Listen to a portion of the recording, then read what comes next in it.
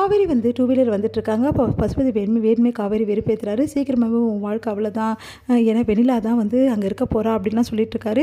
வெண்ணிலா வந்து கண்டிப்பாக அங்கே இருக்க மாட்டா. கூடிய சீக்கிரம் என் புருஷன் வெண்ணிலாவை அங்கே வந்து அமுச்சிடுவார். அதுக்கப்புறம் நானும் வந்து விஜய்க்கும் சந்தோஷமாக வாழ்றதை பார்த்துட்டு நீங்களும் உங்கள் பொண்ணு வயிறு எரிய போகிறீங்க அப்படின்னு சொல்லிட்டு போகிறாங்க. அதை கேட்டு வந்து பசுபதி வந்து செமையாக டென்ஷன் ஆயிடுறாரு. அடுத்து பசுபதி அவங்க பொண்ணுக்கிட்ட சொல்கிறாரு, என்னம்மா நடக்குது அப்படின்னு சொல்லிட்டு, அப்பா எனக்கு ரொம்ப பயமாக இருக்குப்பா, எப்படியாவது வந்து வெண்ணிலாவை அவங்க மாமா கூட அமுச்சு வச்சுடுவாங்களோ அப்படின்னு. அதெல்லாம் பார்த்துக்கலாமா, எல்லாத்துக்கும் பிளான் கரெக்டாக போட்டு வச்சுருக்கேன், நீ கவலைப்படாத அப்படின்றோன்னா அதிர்ச்சி அடைகிறார். நிஜமாப்பா சொல்கிறீங்க? ஆமாம்மா நிஜமாக தான் சொல்கிறேன் அப்படின்னு சொல்கிறாங்க. அடுத்து வந்து இங்கே என்ன பண்ணுறாரு, வெண்ணிலாவோட மாமாவை கூட்டிகிட்டு விஜய் வந்து வீட்டுக்கு போகிறாரு. அவங்க மாமா கிட்ட வெண்ணிலாவை இன்னைக்கு கூட்டிகிட்டு போயிடுங்கன்றாரு. சரிங்க நான் கூட்டிகிட்டு போயிடுறேன்னு சொல்லிட்டு அவங்க மாமா சொல்லிட்டுருக்காரு. அதன்படி வெண்ணிலாவை பார்த்து அவங்க மாமா சந்தோஷப்படுறாரு. அடுத்து வந்து வெண்ணிலா கிட்ட வந்து சரிம்மா நம்ம கிளம்பலாமா, நம்ம வீட்டுக்கு நான் வரமாட்டேன்னு சொல்லிட்டு வெண்ணிலா சொல்கிறாங்க. இது ஏன் வீடு, இவர் விஜய் ஏன் புருஷன் அப்படின்றாங்க. அது கேட்டு தாத்தா பாட்டி விஜய் எல்லாருமே ரொம்ப டென்ஷன் ஆகிறாங்க. மரியாதைங்கிறது கிளம்பு, உனக்கு அவ்வளோதான் மரியாதைன்னு பாட்டி சொல்கிறாங்க. நான் கிளம்ப மாட்டேன்னு சொல்கிறாங்க. இங்கே பாருங்கள், இது நீங்கள் கிளம்புறது நல்லது, இப்படி ஏமாத்துறீங்களே, என்னை நம்ப வச்சு ஏமாத்துறீங்களே, உங்களை நான் சும்மா விட மாட்டேன் அப்படின்னு சொல்லிட்டு வெண்ணிலா சொல்லிட்டு போகிறாங்க. அடுத்து வெண்ணிலாவும் வந்து அவங்க மாமா வெளியே போகிறாங்க. அப்போ கரெக்டாக அங்கே வந்து ப்ரெஸ் எல்லாருமே மீடியா எல்லாருமே வந்துடுறாங்க.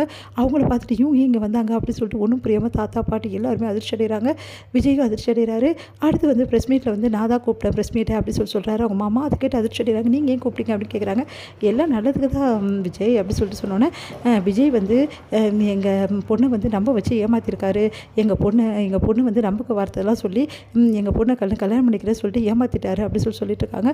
அதுக்கு ஆமாங்க, விஜயோட பொண்டாட்டி ஃபஸ்ட்டு பொண்டாட்டியே நான் தான், என்னை வந்து ஆல்ரெடி அவர் கல்யாணம் பண்ணிட்டாரு, ஆனால் வேணும்னே 2வது கல்யாணம் பண்ணியிருக்காரு, அவரை வந்து நியாயம் கேட்கணும், எனக்கு நியாயம் கிடைக்கணும், என்னையும் விஜய் தயவு செய்து எல்லாரும் சேர்த்து வச்சுருங்க அப்படின்னு சொல்லிட்டு இருக்காங்க வெண்ணிலா. இதையெல்லாம் கேட்டு விஜய் பயங்கரமாக அதிர்ச்சி அடைகிறாரு. இவங்க என்ன சொல்லிட்டு இருக்காங்க அப்படின்னு சொல்லிட்டு, ஏன் வெண்ணிலா இப்படிலாம் போய் சொல்கிறேன் அப்படின்னு. நானா போய் சொல்கிறேன், நான் உண்மையை தான் சொல்கிறேன், நீங்கள் தானே என் புருஷன், என்னை கல்யாணம் பண்ணிக்கிறேன்னு சொல்லிட்டு என்னை ஏமாற்றிட்டு இப்போ வேறு ஒரு பொண்ணு கூட கல்யாணம் பண்ணிட்டீங்களா, உங்களை நான் விடுவேனா அப்படின்றாங்க.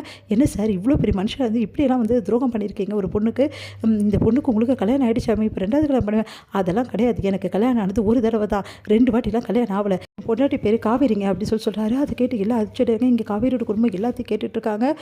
இங்கே வந்து காவேரியை பார்த்துட்டு ஒன்றும் புரியல எல்லாருக்கும். என்னடி இது நடந்துட்டுருக்கு, இந்த பொண்ணை கூட்டினது வீட்டுக்கு வச்சதுக்கு இந்த பொண்ணு நல்லா செஞ்சுட்டாடி அப்படின்றாங்க பாட்டி.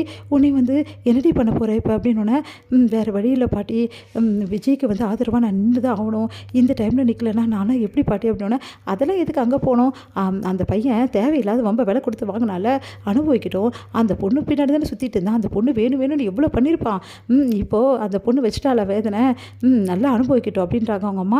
என்னம்மா நீ இப்படி பேசிகிட்டு இருக்க, விஜய் பாவம் அவர் என்னம்மா பண்ணார், அந்த வெண்ணிலா இப்படி பண்ணுவான்னு யார் எதிர்பார்த்தா அப்படின்னு சொல்லிட்டு இருக்காங்க. நமக்கு அங்கே உன்னை வந்து காவேரி கிளம்புறாங்க, ஏடி கிளம்புறேன் அப்படின்னோடனே, எல்லாம் விஜய் கிட்ட கூட தான் கிளம்புறேன், விஜய் கிட்ட இந்த வாட்டி நான் வந்து கூட நிற்கணும், அவர் கூட நிற்கிறது தான் என்னோட வந்து வேலை, நான் ஒரு பொண்டாட்டியாக அவருக்கு நான் துணை நிற்கணும் அப்படின்னு சொல்லிட்டு காவேரி சொல்கிறாங்க. அதை கேட்டு அவங்க அம்மா செமையாக டென்ஷன் ஆகிறாங்க.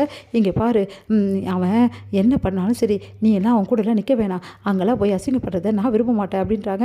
என்னம்மா நீ இப்படி பேசிகிட்டு இருக்க, இங்கே பாரு சார் தான், நீ பேசுறது கொஞ்சம் கூட சரியில்லை, இப்போ பார்த்தல இவ்வளோ பேர் முன்னாடி என் பொண்டாட்டி காவேரி தான் அந்த பையன் சொல்கிறான், இப்படி ஒரு பையனை எங்கே தேடினாலும் கிடைக்காது, காவேரி இந்த டைமில் அந்த பையன் கூட தான் நிற்கிறோம், அதுதான் முறை, முடிஞ்சால் நம்ம எல்லாருமே அவன் கூட துணையாக நிற்கிறோம், அது கூட தெரியாமல் நீ பாட்டு பேசிகிட்டு இருக்க அப்படின்னு பாட்டி சொல்கிறாங்க.